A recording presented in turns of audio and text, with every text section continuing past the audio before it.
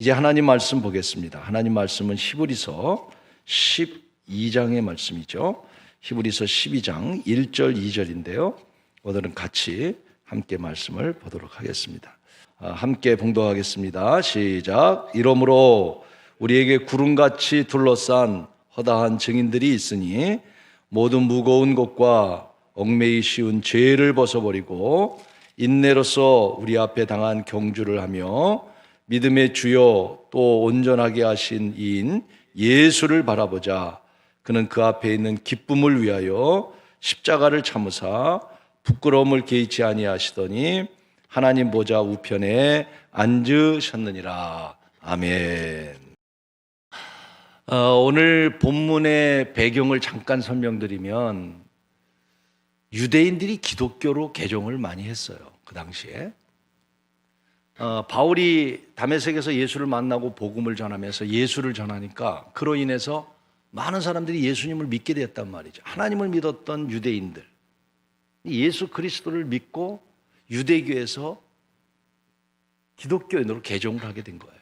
많은 사람들이. 그러다 보니까 유대교에서 기독교에 대한 핍박이 심해지기 시작했습니다.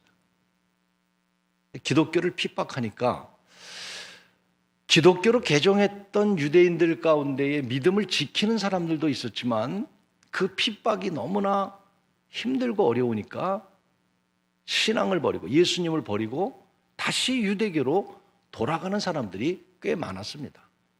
그들을 향해서 오늘 히브리 기자는 너희들이 흔들리지 말고 예수를 바라봐야 한다. 그리고 신앙의 경주자처럼 인내로서 달려가야 된다 하는 것이 오늘 본문의 내용인 것입니다. 오늘 이 말씀과 같이 참 어렵고 힘든 가운데 우리가 있습니다마는 오늘 이 히브리서 12장 1절 2절 말씀과 같이 우리도 신앙의 경주자로서 예수님 바라보면서 이 안에 인내로 열심히 달려가는 믿음의 경주자들이 되기를 주의 이름으로 축복합니다. 경주자가 되라고 하는 말은 그 당시에도 참 고대부터 지금까지 스포츠는 모든 인류가 즐기는 하나의 방편이거든요. 뭐 개인적으로 운동을 싫어하는 사람들이 있긴 있겠습니다만은 이 스포츠라고 하는 것은 그래서 모든 국민을 하나로 되게 하기도 하고요. 우리 월드컵 때 기억나세요? 저 그때 미국에 있었지만 대한민국 대단하더군요. 뭐 광화문에 뭐 엄청난 수. 이 스포츠라고 하는 것이 이렇게 사람들의 힘을 모으거든요. 이 스포츠는 지금만이 아니라 고대에도 그런 일들이 많았습니다. 그래서 고대에 보면 중세에 보면 많은 그 원형극장들이 많이 있었죠. 그래서 뭐 콜로세움이라든가 뭐 이런 많은 대표적인 사진이 하나 나오네요. 이 원형 경기장에 모여서 스포츠를 통해서 정치적으로도 많이 이용을 했습니다. 또 정치적인 뿐만 아니라 그 당시에 기독교인들을요 저런 원형극장에다 집어넣고 안에다가 사자 몇 마리 풀어 놓아서 막 뜯어 죽이는 그걸 즐기는 그런 스포츠가 아니죠. 요새도 보면 이런 스포츠들이 많이 있었던 것처럼 당시에 그런 상황이 있었기 때문에 신앙의 경주라고 하는 이야기를 하고 있는 것이죠. 아주 적절한 표현이 아닐까 생각합니다. 우리 2021년도 올 한 해가 시작됐지만 어쩌면 우리 살아가는 것도 마치 경주하는 것과 똑같은 것 같아요. 또 신앙생활도 마찬가지일 것입니다. 그래서 오늘 제목을 따라 하십시다. 신앙의 경주. 우리 신앙의 경주를 하는 거예요. 인생의 경주를 하듯이 신앙의 경주를 하고 있는 거예요. 오늘 히브리서 기자는 신앙의 경주자로서 오늘 세 가지 신앙의 경주자로서 가져야 될 자세에 대해서 말씀을 하고 있습니다. 자, 1절에 두 가지가 있는데요. 그 첫 번째가 뭐냐면 이렇게 말씀합니다. 우리에게 구름과 같이 둘러싼 허다한 증인들이 있으니 모든 무거운 것과 얽매이기 쉬운 따라 하십시다. 죄를 벗어버리고. 여러분 신앙의 경주를 하려면 제일 첫 번째는 죄를 벗어버리고 이렇게 말씀하죠. 죄와 함께 우리는 신앙의 경주를 해서는 안 된다는 거예요. 죄를 떨어버려야 된다는 거예요. 죄는 우리에게 많은 유혹을 하거든요.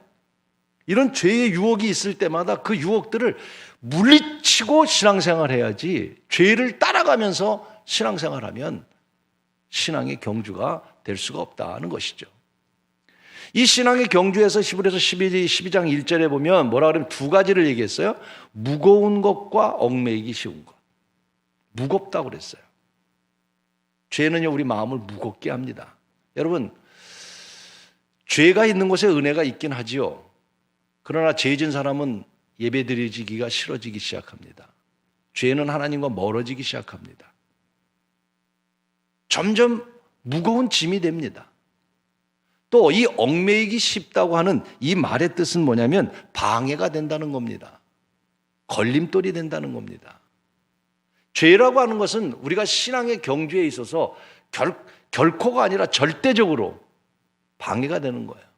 그래서 신앙의 경주하는 사람은 오늘 이 경주자로서 무거운 것과 얽매이기 쉬운 죄를 벗어버리라고 말씀을 하고 있는 것이죠. 왜냐하면 운동 경기를 할 때도 마찬가지잖아요. 운동 경기 할 때 어떡합니까? 여러분, 양복 입고 운동할 수 없잖아요. 한복 입고 운동하겠어요? 100m 선수가 옷을 여러 개 입고 운동하겠어요? 아니죠. 운동선수는 다 벗어야 되는 거예요. 수영선수 보십시오. 아주 부끄러울 정도로 그냥 다 벗고 그냥 팬티만 그냥 딱 들러붙어가지고. 왜? 그래야 운동을 할 수 있는 거지 않겠어요? 운동선수가 그렇게 벗어버리듯이 신앙의 경주자는 죄라고 하는 것을 다 털어버리고, 할렐루야, 그렇게 해야 신앙의 경주를 할 수 있는 거지, 세상 거 다 즐기면서 죄질 거 다 지면서 신앙의 경주를 한다? 있을 수가 없다는 거죠. 그럼 여러분, 죄라고 하는 말의 뜻이 헬라어에 여러 가지 뜻이 있습니다. 우리가 죄라고 하는 것, 그럼 죄가 뭘까? 우리가 그냥 머릿속에 나쁜 거, 이런 것이 죄다, 이런 것보다도 헬라어에서 신약성경에서 말하는 죄의 몇 가지 특성을 여러분에게 말씀을 잠깐 드려볼게요. 왜? 죄라는 것을 잘 우리가 깨닫게 하기 위해서. 첫째로, 죄라는 말은 제일 많이 쓰는 단어가 하마르티아라는 단어죠. 하마르티아라는 말은 관역에서 벗어났다는 거예요. 어떤 이 화살을 쐈는데 화살이 못 미치거나 넘쳐가거나 옆으로 가거나, 이게 죄라는 거예요. 두 번째, 오펠레마라는 말하는 뜻입니다. 이것은 빚진 자라는 거예요. 빚진 자. 남에게 빚지면 안 되죠. 그거 갚아야 되는 거죠. 손해가 되면 남에게 피해를 입히면 안 되는 거죠. 이게 죄라는 뜻이에요. 또 파랍토마라는 뜻입니다. 미끄러졌다는 거예요. 넘어졌다는 거예요. 이번에 눈이 많이 왔잖아요. 눈이 많이 오면 미끄러져요. 그럼 다치잖아요. 죄라는 건 뭐냐? 정상적인 게 아니고 미끄러져 넘어지는 거예요. 또 파라파시스라는 말이 있습니다. 선을 넘는 거예요. 어떤 선까지는 지켜야 되고 어떤 선까지는 하지 말아야 될 것들이 있죠. 우리 부부 간에도 선이 있잖아요. 친구 간에도 선이 있는 거고요. 그 선을 넘어가면 이성 간에도 남자와 여자 얼마든지 친구가 될 수 있죠. 그러나 그 선을 넘었으면 그게 죄라는 거죠. 또 아노미아라는 말입니다. 우리가 제일 많이 쓰는 단어 가운데 하나죠. 불법을 행하는 것. 이게 죄라는 거예요. 이런 죄를 우리가 갖고 신앙생활하는 것은 옳지 않다는 것이. 이 죄의 문제를 하나님께 내려놓고 신앙의 경주를 해야 된다. 그래서 데살로니가전서 5장 22절에는 악은 모양이라도 버려야 된다. 흉내도 내지 말아라. 그런 뜻을 가지고 있는 것입니다. 제가 직접 보지는 않았지만 인도에 가면 인도의 나무 하나를 소개하려고 그래요. 꽃 하나하고 만치닐이라고 하는 나무가 있다고 그래요. 그래서 사진을 찾아보니까 아주 우리나라의 느티나무처럼 풍성한 나무죠. 이 나무는 주로 해안가에 많이 펴 있다고 합니다. 한 15m까지 울창하게 자라는 나무인데 겉모습만 봐도 아주 시원하고, 또 저 나무를 가지고 많은 것들을 활용한다고 합니다. 그런데 이 나무에 조심할 게 하나 딱 있는데, 너무 그늘도 지고 많은 사람들이 좋아하는 나무이긴 한데 제일 위험한 게 뭐냐면 과일이에요. 그 맺혀지는 열매인데, 이 마치닐의 나무의 열매는 마치 파란 사과와 같이 생겼대요. 열매가 많대요, 해안가에. 근데 이걸 모르고 이 열매를 한 입을 깨물면 처음에는 달콤한 맛이 들다가 갑자기 이제 쓴맛이 들면서 마치 마취 되는 것처럼 목이 부어지고, 그럼 심하면 호흡을 못해서 그냥 죽고 만다는.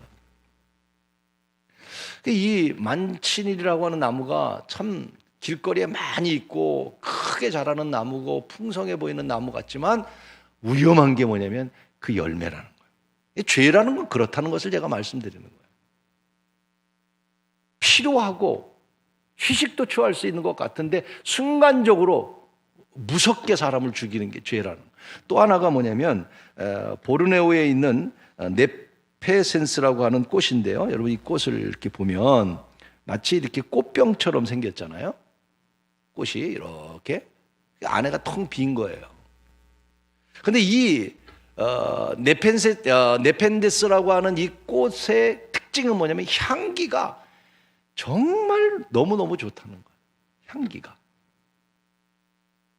그래서 향이 너무 좋으니까 사람들이 그 향을 맡으려고 코를 댔다가는 그 향에 의해서 심하면 또 역시 죽음까지 이르는 무서운 꽃 향기입니다.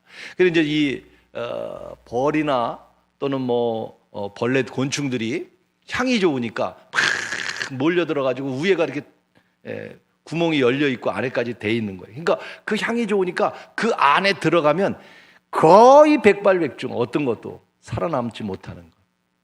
이게 무서운 네펜데스라고 하는 나무의 그 꽃의 향이라는 거예요. 죄라는 건 그래요. 향기롭습니다.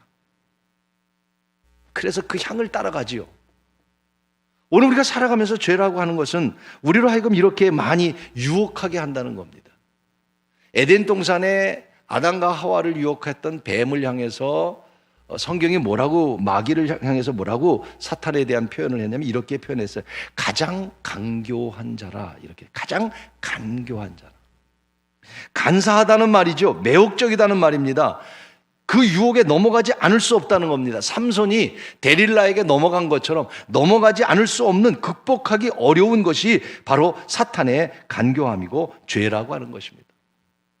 여러분, 어느 누구도 이 죄를 피할 수 없고 이 유혹을 이기는 것이 그렇게 쉽지 않습니다.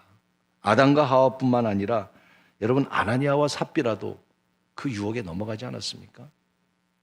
아니, 심지어는 아브라함조차도 악한 마음이 드니까 자기 아내를 누이라고 속이는 그런 죄를 범합니다. 아브라함뿐입니까? 사울왕도요. 심지어는 다윗까지도요. 하나님을 그렇게 사랑했다고 하는 다윗까지도. 하물며 저와 여러분, 얼마나 이 한 해 동안 우리가 살아가면서 죄의 유혹에 많은 유혹을 우리가 받지 않겠습니까? 왜 더 기도해야 될까요? 더 우리가 왜 하나님 말씀 묵상하고, 더 우리가 예배자의 삶을 살고, 더 기도하면서 성령 받고, 왜 열심으로 믿음 생활을 해야 될까요? 우리는 죄의 유혹에 넘어갈 수밖에 없는 연약한 존재이기 때문에 그렇습니다. 그래도 오늘 우리가 이렇게 모여서 예배하고, 모여서 말씀을 듣고, 그 말씀 앞에 우리가 새로워지고 거듭나면서 죄의 유혹을 이기는 길이 아니겠습니까? 사랑하는 성도 여러분, 오늘 다시 한번 우리가 한 해를 신앙의 경주자로서 함께 달려가면서 한 해 동안 우리에게 유혹하는 죄의 유혹을 극복하고 이겨가면서 한 해를 달려가는 귀한 믿음의 한 해가 될 수 있기를 주의 이름으로 축원하는 것입니다. 두 번째로는 1절에 그렇게 말씀해요. 죄를 벗어버리고 따라하십시다. 인내로서. 두 번째 이렇게 말씀해요. 인내로서 경주하자. 인내라는 게 뭐예요? 참고 견딘다는 말 아니겠어요? 우리 신앙생활을 하려면 두 번째로 필요한 것이 뭐냐면 참고 견디는 것입니다. 죄를 벗어버린다고 하는 것은 외적인 것 같아요. 외적인 모습. 내적인 모습은 어떤 것이냐면 신앙생활에 있어서 내적인 모습은 우리 마음 안에 인내심을 갖는 거예요. 오늘 이 본문의 배경을 말씀드렸습니다마는 기독교로 개종하고 나니까 살아가기가 너무 힘든 거예요. 크리스찬으로서 살아가기가. 지금 이스라엘에서 기독교로 개종하는 사람들이 많지는 않지만 요 근래에도 많아지고 있어요. 근데 기독교로 개종을 하면 지금도 유대인들 사회에서는 굉장히 소외를 당합니다. 그래서 기독교인으로 살아간다는 것이 그렇게 쉽지 않습니다. 하물며 지금도 그런데 과거에는 어떻게 했겠습니까? 보통 힘든 게 아니란 말이에요. 그러니까 그 기독교로 개종해서 살아가는 게 너무 힘드니까 할 수 없이 돌아가는 거예요. 그래서 그들을 향해서 예수를 바라보고 끝까지 견뎌야 된다고 말씀하고 있는 겁니다. 여러분, 오늘 우리들에게도 정말 필요한 게 뭘까요? 이 인내심이 아니겠습니까? 어떤 핍박이 있고 어떤 어려움이 있어도 사랑하는 신영교회 성도 여러분, 믿음을 지키시기를 바랍니다. 인내해야 됩니다. 우리는 참고 견뎌야 합니다. 저도 참는 길밖에 없더라고요. 지난주 갑자기 저녁 늦게 전화가 와서 전혀 모르는 전화번호고 발송 번호도 없는 번호가 돼서 안 받을까 하다가 그래도 또 혹시 교인들 가운데 급한 사람이 전화하거나 또 내가 오랫동안 못 만난 사람이 전화하면 어떡할까 생각하고 받았더니 그냥 받자마자 그렇게 좋은 얘기를 안 하면서 막 교회에 대한 이야기를 하더라고요. 교회 때문에 무서워서 살지를 못하겠다고. 신현교회 때문에 내가 무서워서 살지 못하겠다. 왜 그러십니까? 그랬더니 거기 몰려다니면서 밥 먹으러 다니고 몰려다니면서 하고 막 얘기하는데 그래서 제가 선생님 우리가 방역도 하고 주일날 예배도 인원도 줄이고 지금 거의 노력하고 있는데 뭔 소리냐고 막 소리로. 저도 성질이 있는 사람이거든요. 여기까지 나왔지만 싸워봤자 내가 득이 될 게 하나도 없을 것 같아서 그렇습니까? 더 조심하겠습니다. 잘하겠습니다. 그래도 계속 거기 주중에도 사람들 몰려다니면서 밥 먹으러 여러분 우리 밥 먹으러 다닌 적 없거든. 괜히 교회를 향해서 그러는 거예요. 막 저도 속이 상해서 하고 싶은 얘기가 너무 많고 따지고 싶은 얘기도 많고. 근데 끝나고 나서 참고 나니까 그래도 그분이 마지막에는 알았어요. 그래서 툭 끊더라고. 여러분 좀 더 인내하면 좋은 일이 있으리라고 믿습니다. 그러면서 그런 생각을 했어요. 신앙생활함에 있어서 어떻게 보면 충성보다 중요한 것은 인내다는 생각이 들더라고요. 우리가 교회 생활하면서 충성하자는 말 많이 하잖아요. 그런데 충성보다 더 중요한 것은 나는 인내가 아닐까 하는 생각을 갖습니다. 왜? 그렇게 충성하던 사람들, 여러분 교회를 떠나거나 교회를 비난하거나 멀어진 사람들 얼마나 많습니까? 교회를 위해서 열심을 내고 충성했다고 하는 사람들 가운데 여러분 교회에 걸림돌이 되는 사람들이 얼마나 많습니까? 충성보다 더 중요한 게 인내가 아닐까. 참고 견디고 인내하고 그게 진짜 신앙이 아닐까 하는 그런 생각까지도 해보게 되었습니다. 사랑하는 여러분, 힘들고 어려운 한 해일 수도 있고 신앙생활에 여러분 위기일 수도 있지만 우리 모든 성도들이 인내로서 신앙에 경주할 수 있는 한 해가 되기를 간절히 축원하는 것입니다. 마태복음 24장에 보면 마지막 종말에 일어날 많은 이야기들을 합니다. 나라와 나라가, 민족이 지진과 기근과 또 자기를 사랑하고 돈을 사랑하고 24장에 많은 이야기를 하면서 마지막 끝 말씀이 무엇인지 아십니까? 종말에 일어날 마지막 끝 말씀이 이 말씀입니다. 끝까지 견디는 자가 구원을 얻으리라. 이렇게 말씀. 사랑하는 여러분, 믿음을 끝까지 지킬 수 있는 인내의 신앙으로 다시 오늘 우리의 이 어려움을 이겨갈 수 있는 우리 모든 성도가 되기를 간절히 축원하는 것입니다. 그래서 야고보서 5장 11절에 이렇게 말씀하셨어요. 우리 같이 인내하는 마음을 가지고 인내의 신앙을 간구하는 마음을 가지고 함께 11절을 큰 소리로 한번 읽어보십시다. 보라, 인내하는 자를 우리가 복되다 하나니 너희가 욥의 인내를 들었고 주께서 주신 결말을 보았거니와 그는 가장 자비하시고 긍휼히 여기는 이시니라. 할렐루야. 인내하는 자를 우리가 복되다 하리라. 오늘 여러분 인내 가운데 믿음을 지켜가는 여러분 되기를 간절히 축원하는 것입니다. 예수님도 십자가 위에서 오늘 본문 말씀 2절에도 그렇게 십자가에서 견디사 그랬잖아요. 십자가에서 견디사. 하나님도 오늘도 우리를 인내하기 때문에 오늘 우리는 존재할 수 있는 거예요. 하나님이 인내하고 계시기 때문에. 재밌는 얘기를 들었어요. 어떤 그 대학 교수님이 교회를 안 다니는 정도가 아니라 교회를 아주 싫어하는 교수가 강의를 하면서 하나님은 없다. 하나님 죽었고 크리스찬들 나쁜 놈들이고 그렇게 막 욕을 하면서 하나님이 만약 살아있다면 내가 지금부터 5분 동안 하나님을 욕할 텐데 하나님이 신이라면 자기를 욕하는데 하나님이 가만히 있겠냐?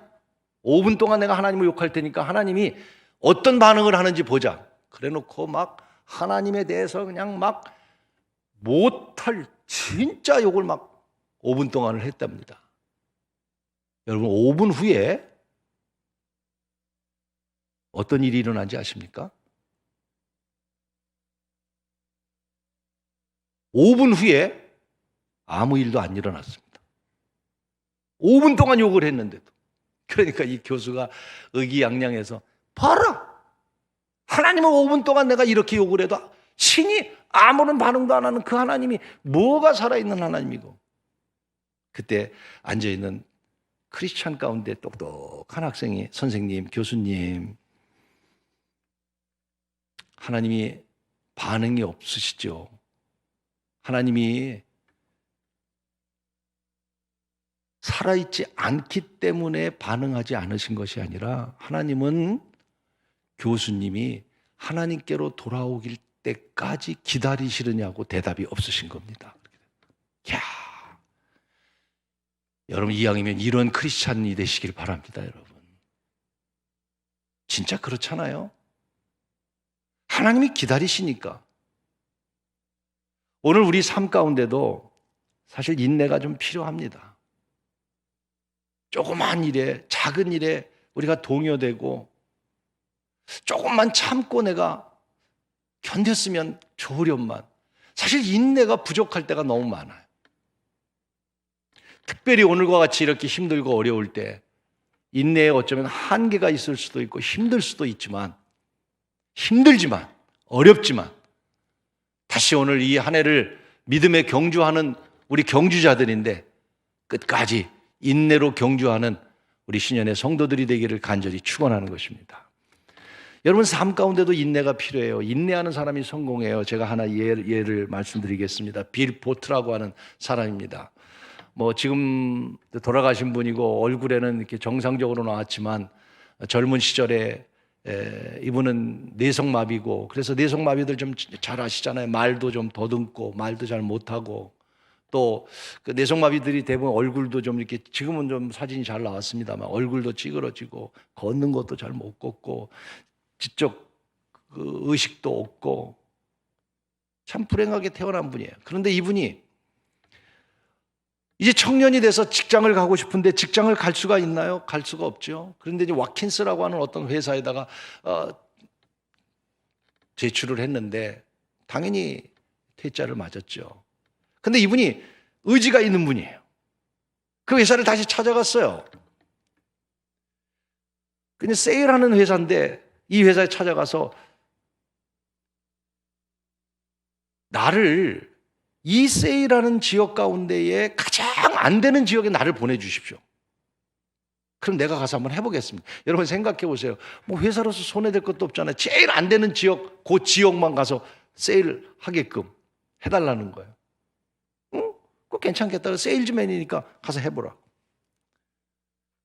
열심히 합니다. 됐겠어요? 안 됐겠어요? 될 리가 없죠. 문을 두드리면 사람들이 이상한 사람이 왔다고, 바보 같은 사람 왔다고, 말도 못하는 사람 왔다고, 무슨 저런 사람이 세일하냐, 다 문을 꽁꽁 닫습니다. 그날도 한 집도 문을 열어주지 않고, 문을 열었어도 문을 텅텅 닫고 쓸쓸하게 공원에 앉아서 어머니가 싸준 샌드위치를 먹으려고 샌드위치를 딱 베끼는 순간, 그 샌드위치 위에다가 엄마가 초콜릿으로 이렇게 글씨를 쓴 거예요. 페이션, 인내하라. 여러분, 빌 포터라고 하는 이 사람은 어머니가 써준 인내하라는 말을, 그 샌드위치를 눈물로 씹어 먹으면서, 그래, 내가 끝까지 견디면서 참으면서 해야지. 다시 용기를 내서 일어나서 집집마다 문을 두드립니다. 열어주질 않습니다. 그런데 시간이 지나면서 점점 이 사람의 신실함과 근면함과 또 이 사람의 참 웃는 모습과, 비록 외형적인 것은 그렇지만 늘 신실한 모습을 보면서 한 사람, 두 사람, 여러분, 물건을 사주기 시작해요. 할렐루야. 점점 그 지역에 소문이 나서, 야, 빌 포터라는 사람 너무 신실한 사람이야, 너무 좋은 사람이야. 23년을 한 지역에서 세일즈를 합니다. 그러다 23년이 되니까 어렸을 때 같이 자랐던 꼬마 아이들이 결혼을 해가지고 살면서 이 아저씨를 너무 좋아하게 되는 거예요. 그러니까 그 가장 안 되던 지역의 최고의, 그 회사에서 가장 최고의 성적을 올리면서 영업 왕이 되면서 성공하는 빌 포터의 이야기입니다. 여러분, 우리 신영교회 성도 여러분, 인내로 여러분의 어려움을 이겨가시기를 바랍니다. 특별히 우리 신앙생활에 인내의 신앙이 필요할 때입니다. 게을러지지 말고, 나태해지지 말고, 더 기도 생활하고, 하나님이 제게 주시는 또 지혜가 하나 떠올라서 이제 한번 선포하려고 그러는데, 일주일에 한 번씩 교회 오기 운동을 한번 하려고 그래요. 다 같이 모일 수는 없지만 여러분 삶 가운데 일주일에 한 번 정도 교회 와서 한번 기도하든 뭐를 하든 일주일에 한 번 교회 방문하기, 그런 캠페인을 한 주든 한 달이든 해보고 싶어요. 힘들고 어려울 때입니다. 또 언제 그 행사를 할지 모르지만 제가 기도하면서 마음속에 얻은 그런 생각이에요. 교회가 힘들고 어렵지만 사랑하는 성도 여러분, 인내로 이 어려움을 이 한 해도 이겨가는 신앙의 경주자가 되기를 주의 이름으로 축원합니다. 세 번째 마지막으로 여러분 2절 말씀입니다. 2절에 보면 믿음의 주요 또 온전케 하신 이인, 따라하십시다. 예수를 바라보자. 한 번 더 예수를 바라보자. 여러분, 그 예수가 어떤 분입니까? 믿음의 주요 온전케 하신 예수.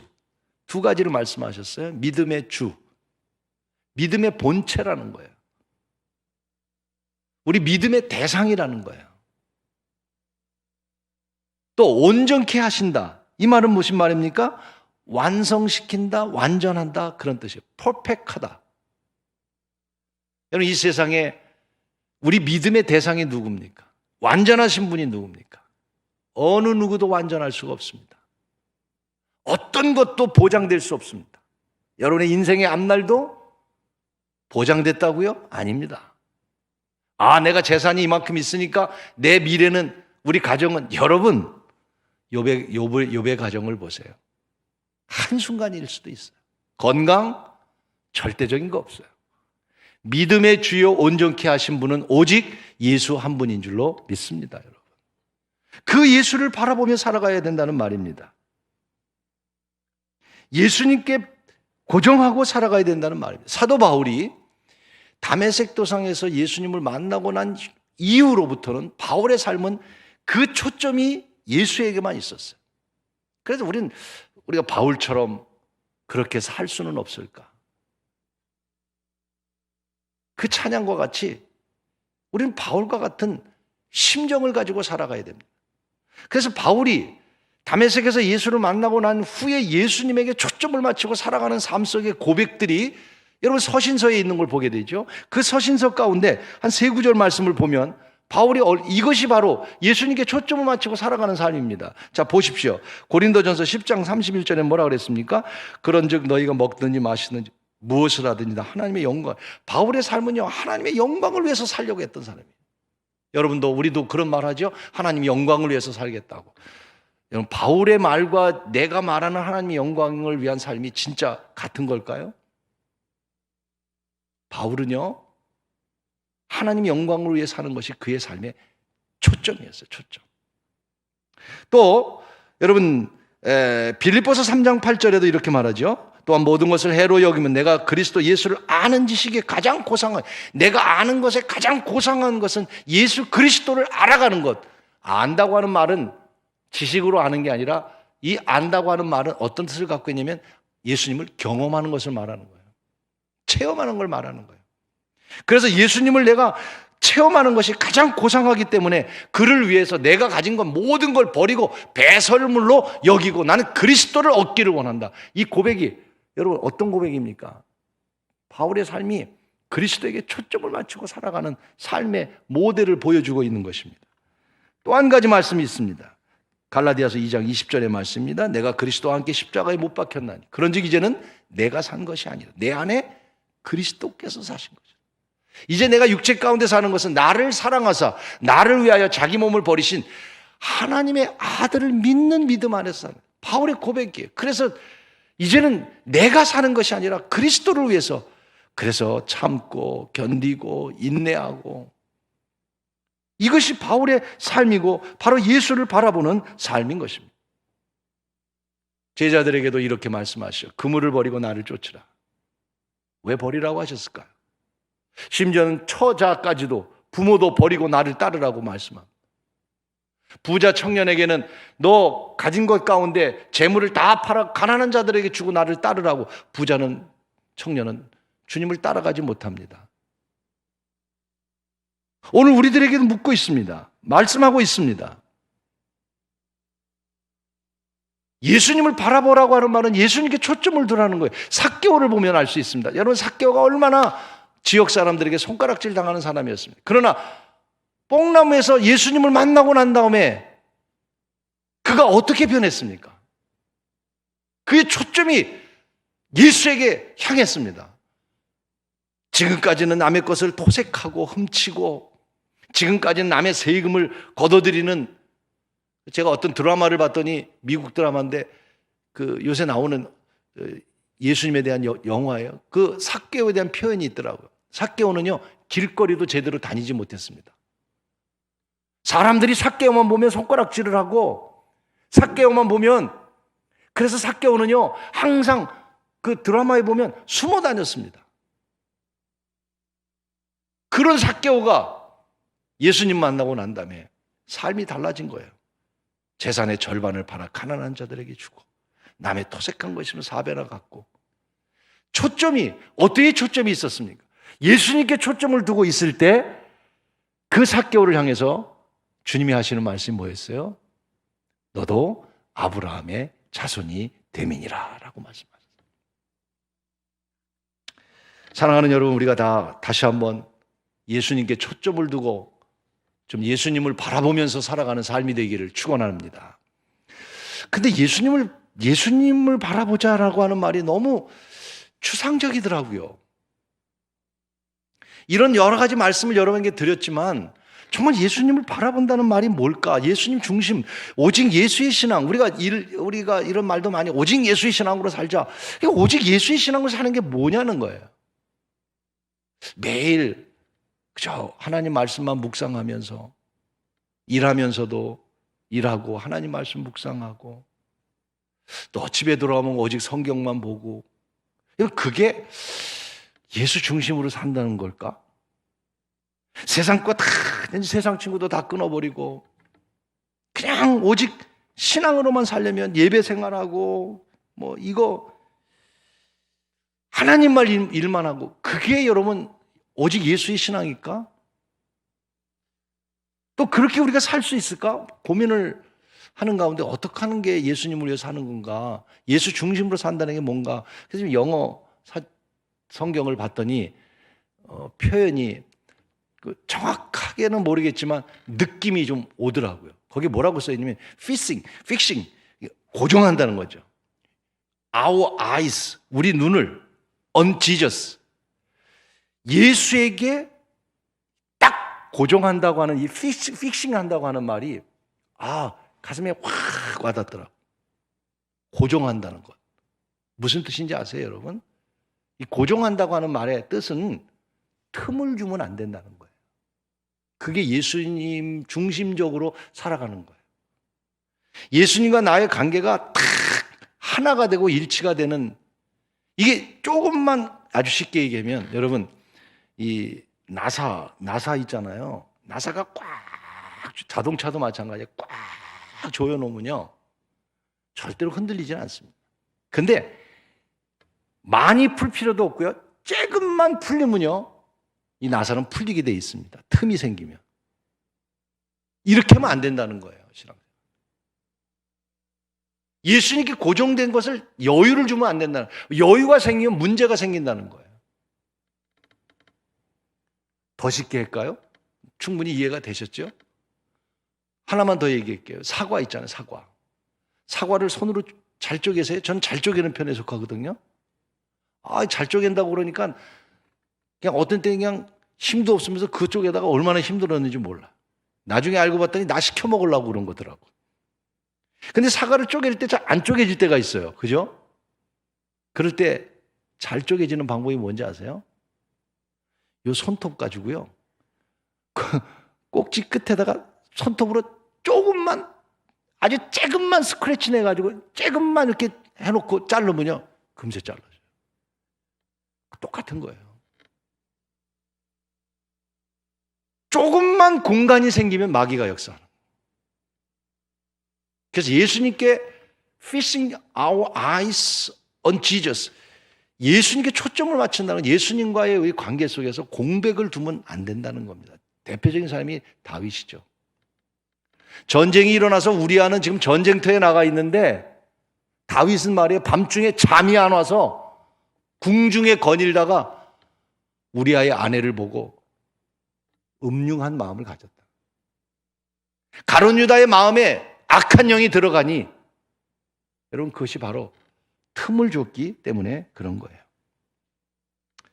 오늘 여러분 다시 오늘 이 한 해를 신앙의 경주자로서 우리 예수님을 바라보고 마귀에게 틈을 주지 않는 생각, 마귀에게 틈을 주지 않는 삶, 그래서 예수님에게 완전히 붙들려서 고정을 해서 흔들리지 않고 주님이 내 안에, 내가 주님 안에 거하는 삶 속에 이 한 해도 신앙의 경주로 달려가는 여러분이 되기를 주의 이름으로 축원합니다. 세상은요 경쟁의 세상이에요. 사업도 경쟁해야 되고요, 직장에서도 경쟁해야 되고요.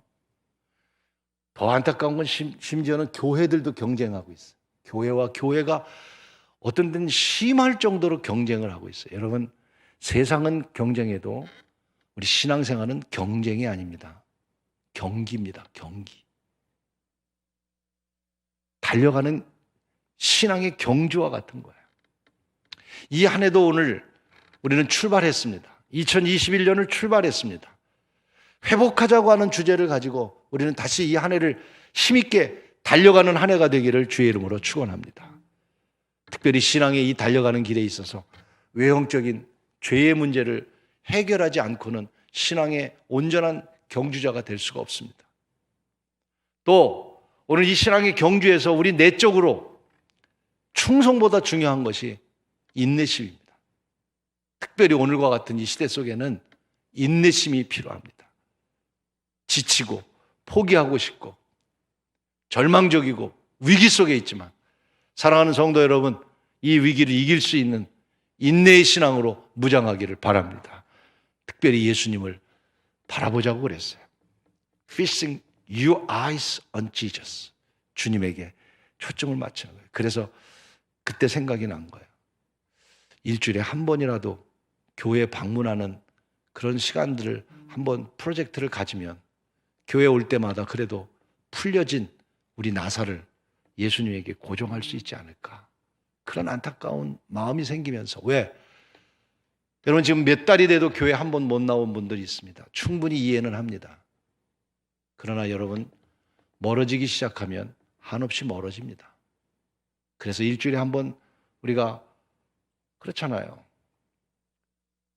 낮 시간이든 저녁 시간이든 일주일에 한 번 교회 와서 기도하는 시간 개인적으로 갖는다면 뭐가 문제가 되겠습니까? 그것은 우리가 하나님께 초점을 맞추는 그런 길이 아닐까. 언젠가 그런 시간을 가질 때 여러분 교회뿐만 아니라 주님을 향해서 초점을 맞추고 이 안에 우리 힘있게 달려가는 축복된 신앙의 경주자들이 다 되기를 주님의 이름으로 축원합니다.